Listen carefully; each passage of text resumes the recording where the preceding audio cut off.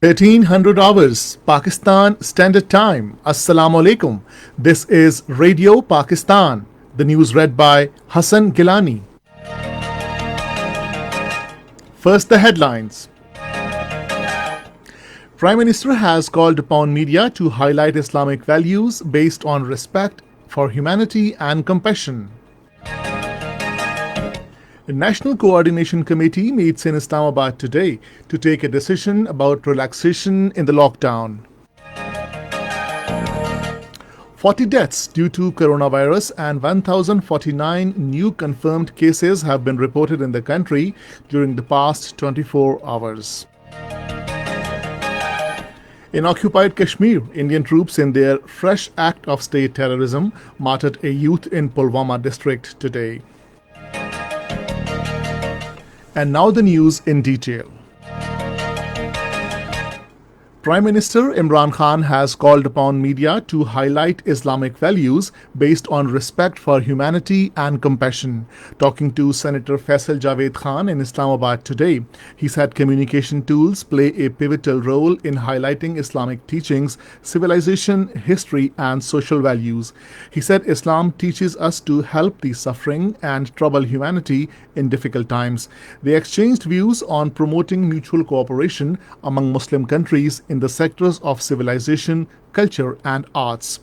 Senator Faisal Javed Khan apprised the Prime Minister about the positive response from the Pakistanis towards Corona Relief Fund. A meeting of National Coordination Committee is being held in Islamabad today to take a decision regarding relaxation in lockdown after Saturday. This was stated by Information Minister Shibli Faraz while briefing media in Islamabad about decisions made in the cabinet meeting. He said all four chief ministers will attend the meeting to deliberate on next strategy.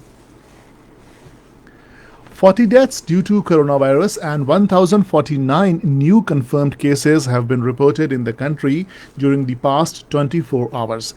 A total confirmed cases of COVID-19 in the country have mounted to 22,550. Of these, 8,189 were reported in Sindh, 8,420 in Punjab, 3,499 in Khyber Pakhtunkhwa, 1,495 in Balochistan, 485 in Islamabad Capital Territory, 386 in Gilgit-Baltistan, and 76 in Azad Kashmir. Over 6,200 patients have recovered from the virus.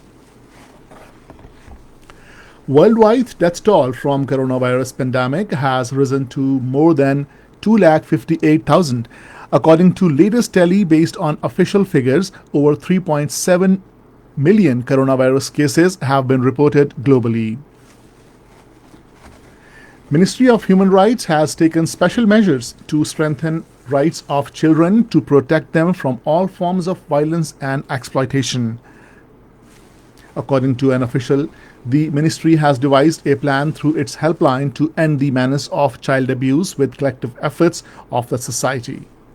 He said now helpline would work day and night to end child abuse, to bring them into mainstream of the society's fabric.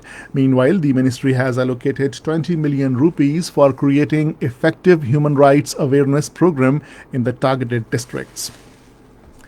In occupied Kashmir, Indian troops in their fresh act of state terrorism martyred a youth in Pulwama district today.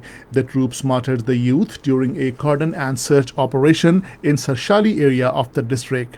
Meanwhile, Hizbullah Mujahideen Riaz Neku and two of his associates have been brought under a military siege during a cordon and search operation.